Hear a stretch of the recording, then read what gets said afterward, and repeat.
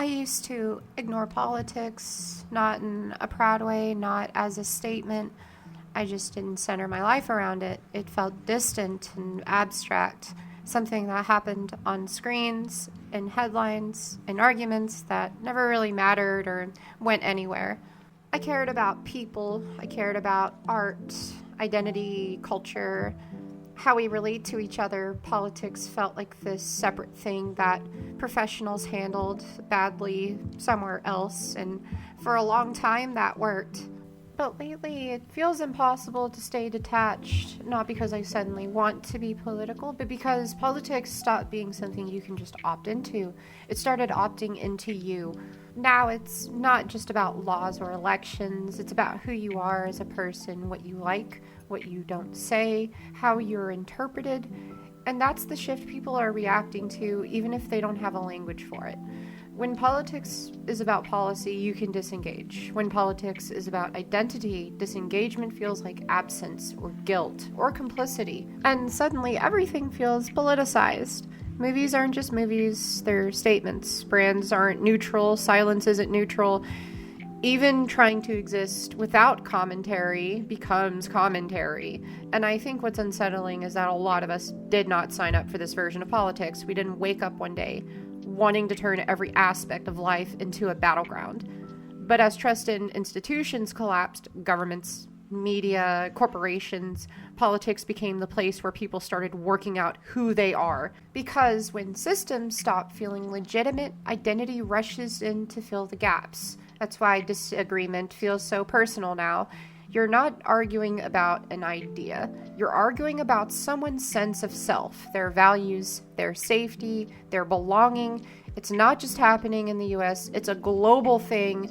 Economic instability, war, climate anxiety, mass migration, technological disruption, a constant sense that things are accelerating and no one's steering.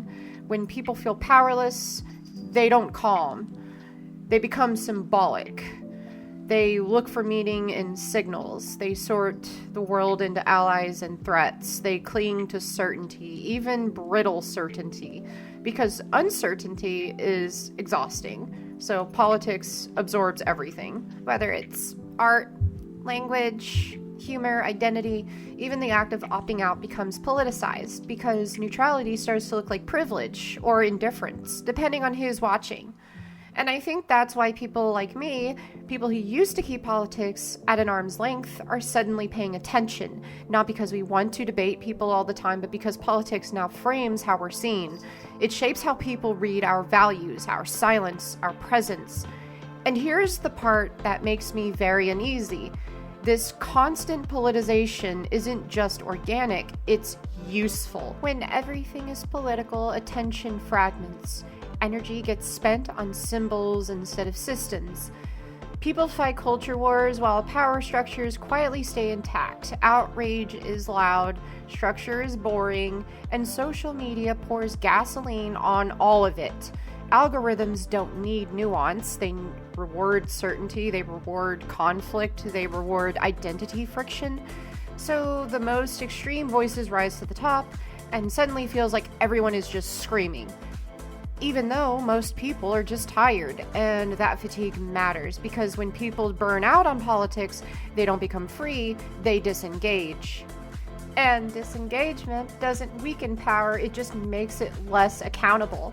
So when people ask, why does everything feel political now? I don't think the answer is that people suddenly got obsessed with politics. I think politics expanded to fill a vacuum of trust, stability, shared meaning. And once politics becomes the language we use to explain identity, everything starts sounding like an argument, even when it isn't meant to be. I didn't plan on caring this much, but when politics start defining how people see each other, ignoring it just doesn't feel neutral anymore. It starts feeling like blindness, and maybe that's the tension we're all sitting in right now, not wanting to live in a constant state of conflict, but unable to pretend it isn't shaping the world around us. I guess the last thing I'll say is, not everything needs to become a fight. Not everything needs to be filtered through ideology to matter. It's okay to care without turning it into a performance. It's okay to step back without disappearing. It's okay to admit that a lot of this is very confusing and overwhelming and heavier than we even expected it to be.